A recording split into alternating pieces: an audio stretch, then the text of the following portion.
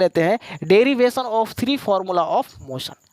अब गति का जो है ना 3 समीकरण होता है और बहुत ही इंपॉर्टेंट समीकरण है ये समीकरण जो है। आपको इससे बहुत सारे न्यूमेरिकल क्वेश्चन पहले तो बनेंगे और आपको याद भी करना होगा। डायरेक्ट एग्जाम में पूछा जाता है कि फर्स्ट इक्वेशन ऑफ मोशन कौन सा है, सेकेंड इक्वेशन ऑफ मोशन कौन सा है, गति का पहला समीकरण बताइए, गति का दूसरा समीकरण बताइए, गति का तीसरा समीकरण बताइए। पहला समीकरण में किसके किसके बीच संबंध है, दूसरा समीकरण में कौन कौन सा संबंध है, तीसरे समीकरण में क्या संबंध है किसके बीच। तो इसलिए हमको डेरिवेशन उसको आना चाहिए और फॉर्मूला हमें याद होना चाहिए। कम से कम फॉर्मूला तो हमें याद होना ही चाहिए, जो इक्वेशन तो याद होना ही चाहिए। तो फर्स्ट जो इक्वेशन होता है ना, फर्स्ट इक्वेशन सबसे पहले यहाँ पे देखिए, यहाँ पर दिया हुआ हो, क्या दिया हुआ। उससे पहले इक्वेशन निकाल, डेरिवेशन करने से पहले हम लोग कुछ मान लेते हैं, हिंदी में मैथ में मानते हैं ना, तो उसी प्रकार से मान लेते हैं। Let a body is moving with initial velocity, मान लेते हैं कि कोई पिंड है जो प्रारंभिक चाल जो है u से चलना प्रारंभ करती है, यूनिफॉर्म एक्सेलरेशन जिसका समान त्वरण a है, it velocity become v in t time, t समय के बाद उसकी वेलोसिटी जो है उसकी वेग क्या हो जाता है, v हो जाता है।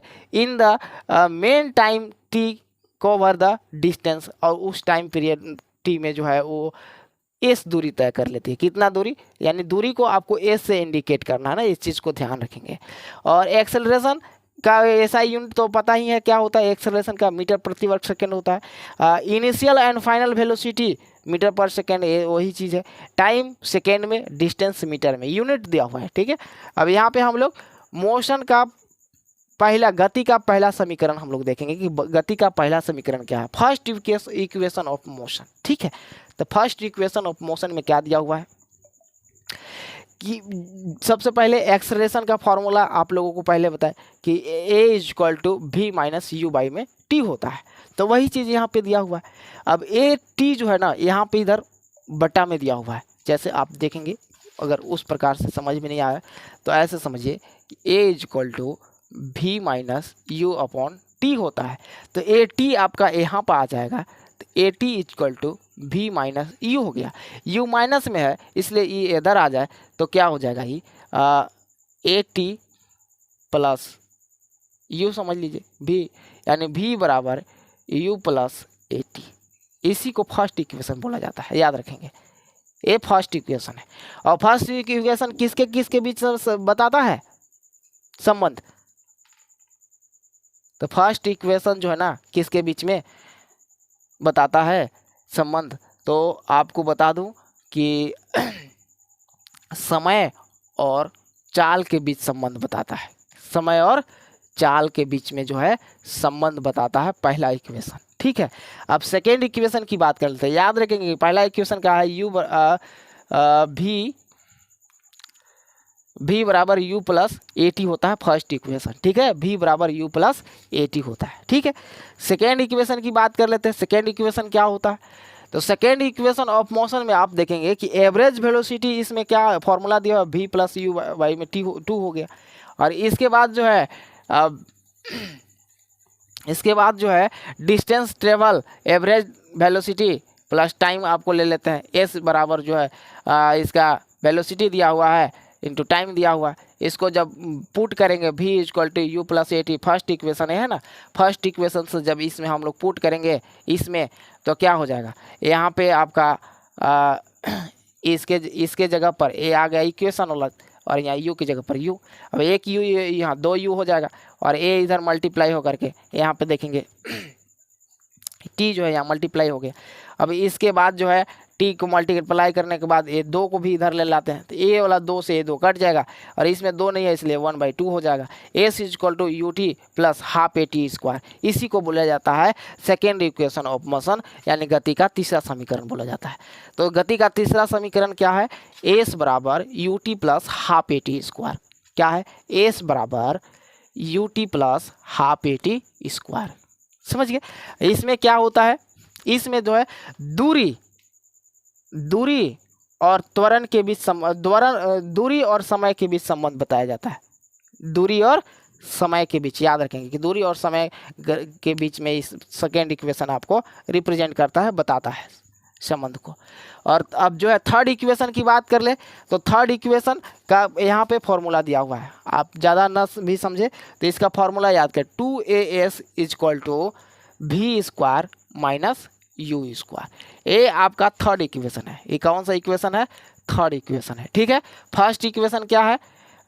v बराबर u plus a t, first equation हो गया। सेकेंड इक्वेशन क्या है? s बराबर you t plus half a t square, ठीक है। और सेकेंड ये तो आपका सेकेंड इक्वेशन हो गया। और थर्ड इक्वेशन आपका दिया हुआ है 2as बराबर v square minus u square. ये आपका थर्ड इक्वेशन दिया हुआ है। तो इस चीज़ को आपको याद करना है, फर्स्ट इक्वेशन, सेकेंड इक्वेशन और थर्ड इक्वेशन, ठीक है। और इससे संबंधित बहुत सारा न्यूमेरिकल क्वेश्चन दिया हुआ रहता है, तो आपको हल करने के लिए ये इक्वेशन बहुत ही ज़रूरी है याद करने के लिए। और आप याद करेंगे, हम मेरे साथ एक बार फिर से बोलेंगे, फर्स्ट इक्वेशन में क्या है कि फर्स्ट इक्वेशन में आपको v बराबर u प्लस ए टी, ठीक है। इसके बाद सेकेंड इक्वेशन क्या है? S equal to u t plus half a t square. और थर्ड इक्वेशन क्या है? 2as बराबर v square minus u square. ये आपका तीनों इक्वेशन हो गया और इसकी ये जो है आप याद कर लेंगे। अब नेक्स्ट हम लोग बात करते हैं सर्कुलर मोशन। सर्कुलर मोशन को हिंदी में बोलते हैं वृत्तीय गति। इसको डिफिनेशन क्या बोलेंगे कि किसी पिंड के द्वारा वृत्तीय पथ पर की गई गति वृत्तीय गति कहलाती है, ठीक है। इंग्लिश में इसकी definition, the motion of a body in a circular path is called circular motion, ठीक है, सर्कुलर मोशन, ओके। अब यहाँ पे आप लोग जो है यूनिफॉर्म सर्कुलर मोशन, समान वृत्तीय गति की चर्चा करेंगे हम लोग। क्या बात करेंगे? समान वृत्तीय गति। बोलता है कि if a body move in a circular path with uniform speed it's motion is called uniform circular path. यानी कि कोई पिंड जो है किसी वृत्तीय पथ पर समान स्पीड से गति करती हो, यूनिफॉर्म मोशन जो है यूनिफॉर्म सर्कुलर मोशन बोलेंगे। Uniform circular motion is accelerated motion because is in a circular motion a body जो है कॉन्टिन्यूसली चेंज इन डायरेक्शन। अब देखिए वृत्तीय गति जो है ना त्वरित गति का उदाहरण है। त्वरित गति क्या होता है कि हर समय उसमें त्वरण उत्पन्न होता हो, वैसी गति जिसमें प्रति सेकेंड त्वरण उत्पन्न हो उसको त्वरित गति कहेंगे। और त्वरित किसके वजह से? स्पीड चेंज नहीं हो रहा है, डायरेक्शन चेंज हो रहा है, वेग हमेशा चेंज हो रहा है। क्योंकि जो सर्कुलर पाथ होता है उसके प्रत्येक पॉइंट में जो है ना डायरेक्शन चेंज होता है। आप देख सकेंगे कि वृत्तीय जो गति है ना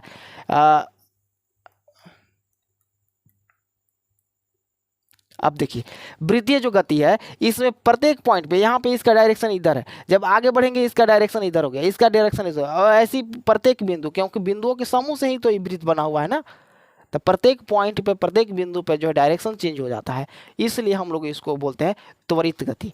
और त्वरित गति का उदाहरण एग्जाम्पल पूछा जाता है आपको एग्जाम में, तो क्या है? जो पैडल चलाते हैं हम लोग वो त्वरित गति का उदाहरण, पैडल मारते हैं ना साइकिल का। जो अर्थ है, अर्थ अपने अक्ष पर क्या करते हैं? घूर्णन करती है। ये आप कैसी गति का उदाहरण है? त्वरित गति का उदाहरण है ना। यानी कि मून चांद के चारों तरफ परिक्रमा करता है, जो मून जो है ना अर्थ के चारों ओर परिक्रमा करती है। ये आपका कैसे गति है? त्वरित गति का उदाहरण है, ठीक है। तो त्वरित गति हो, अब संभवतः आपको समझ में आ गया होगा। और इसके लिए आपको निकालने के लिए त्वरित गति का वेग निकालने के लिए जो है ना क्या होता है, एक फॉर्मूला होता है, v equal to 2 pi r, ठीक है। 2 पाई r जो वृत्तीय जो परिधि का जो फॉर्मूला होता है ना वो आपका इसमें दिया हुआ रहता है, ठीक है। तो इस चीज़ आप जो है याद रखेंगे। और चलिए अब आपको जो है नेक्स्ट में क्या है आपको देखते हैं। तो साथियों, आपको 9वीं क्लास के जो पहला फिजिक्स का चैप्टर है मोशन अब ख़त्म हुआ।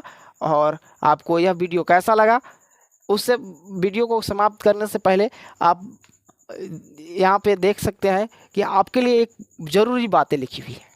क्या बातें हैं उस पर हम लोग फोकस करते हैं कि बुराइयाँ भी हैं मुझ में और अच्छाइयाँ भी हैं। मुझ में बुराइयाँ भी है और अच्छाइयाँ भी है, ढूंढने वाले तुम समझो तुझे क्या देखना है मुझ में।